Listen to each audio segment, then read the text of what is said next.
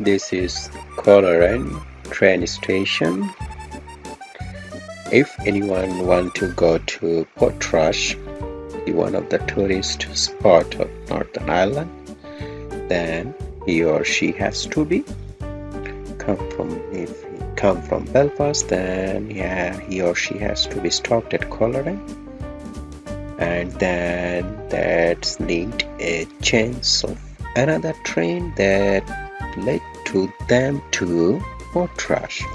Again, if anyone want to go to Belfast city from Portrush, then the tourist or visitor have to be first of all come to Coleraine, then need to change the train, then Victoria Street train will carry them to Belfast city.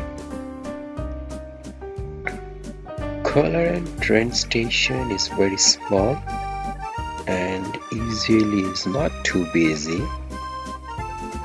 So if anyone wants to visit Portrush, then you must touch Coleraine train station.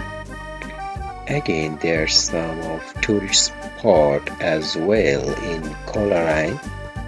So tourist spots can be visited by tourists as well, and people should take the chance of this.